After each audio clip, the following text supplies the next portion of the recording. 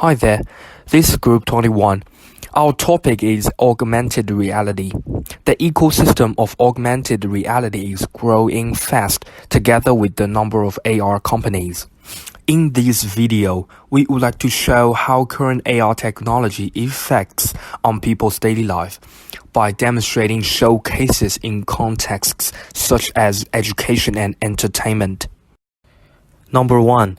WWF Free Rivers.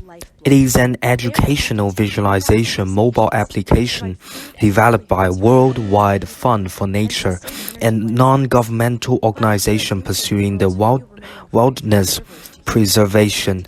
Being a part of the water cycle, rivers are vital to both human beings and wild animals.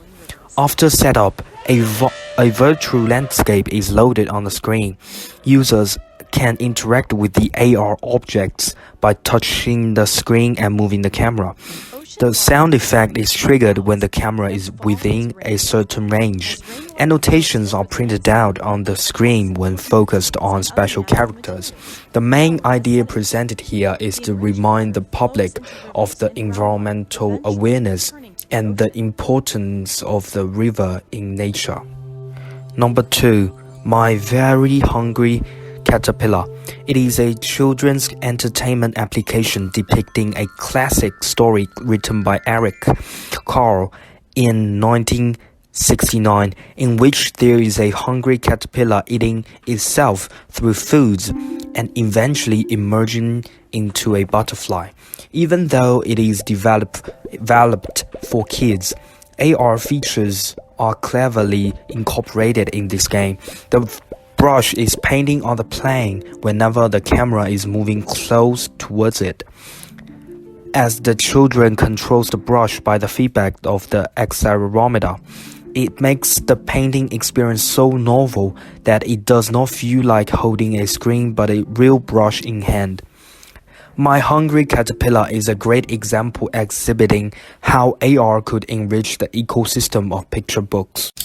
Number 3. Google Translate. This is a utility app created by Google that translates text in real time to your language of choice.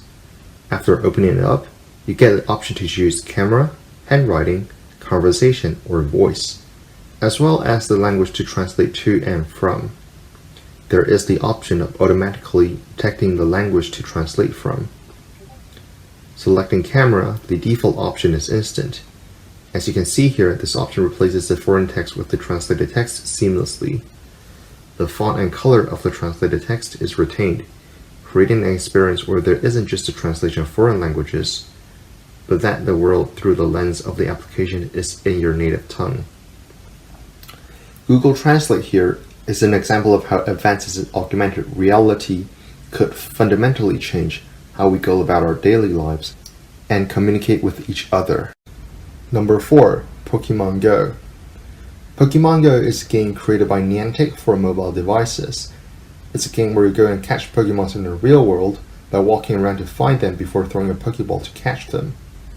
In Pokemon Go, there is the option of seeing the Pokemon you encounter overlaid onto the real world that the camera of your mobile device is capturing. It's as though the Pokemon you encounter really is right in front of you.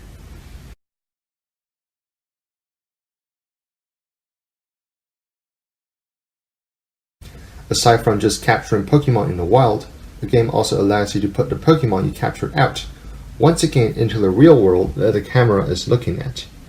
You can examine your Pokemon from different angles and even interact with them with a touch.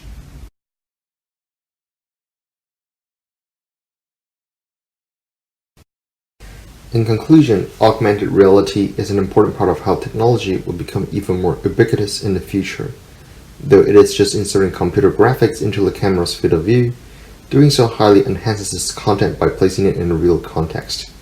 Educational apps using augmented reality place the subject matter right in front of us and allow us to examine it after it was really there. For games, engagement is increased as the game is not just on the screen anymore, but there, in the real world. As for utility applications, augmented reality makes them more user-friendly and intuitive. As in the case of Google Translate, where it is apparent what and in which context things are being translated.